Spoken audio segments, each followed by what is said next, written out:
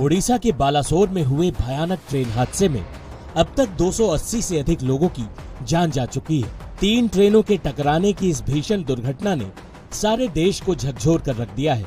इस हादसे पर हर पल नई अपडेट आ रही है, लेकिन जो सवाल सबके जहन में है वो ये है कि आखिर 3 ट्रेनें एक साथ कैसे टकरा गई, इतनी बड़ी लापरवाही हुई कैसे।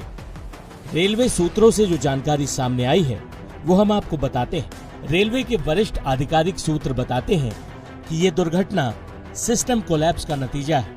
ये दुर्घटना इतनी भयावह नहीं होती अगर सिस्टम काम करता। रेलवे सूत्रों का कहना है कि कोलकाता के शालीमार से 12,841 कोरोमंडल एक्सप्रेस तय समय पर चल रही थी। सांतरागाछी में ट्रेन 4 मिनट की देरी से पहुंची। वहीं खड़गपुर में भी ट्रेन अपने तय समय से 3 मिनट की देरी से चल रही थी। उसके बाद ड्राइवर सतर्क होकर ट्रेन की स्पीड मेंटेन करके चलने लगा। ट्रेन ओडिशा में प्रवेश कर चुकी थी। बालासोर में भी ट्रेन अपने नियत समय पर पहुंची थी।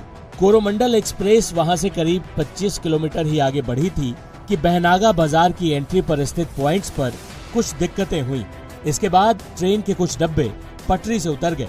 यूं तो दुर्घटना की वजह का अभी तक रेलवे ने खुलासा नहीं किया है, लेकिन रेलवे के सूत्र बताते हैं कि इस कोरोमंडल एक्सप्रेस की किसी मालगाड़ी से कोई टक्कर नहीं हुई।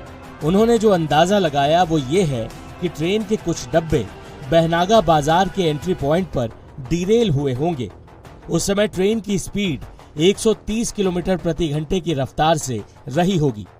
ऐसे में पटरी से डब्बे उतरने पर भी उनका 400 से 500 मीटर तक बढ़ते जाना आम बात है। इस बीच कोरोमंडल एक्सप्रेस के कुछ डब्बे लूप लाइन और दूसरी मेन लाइन पर आ गए।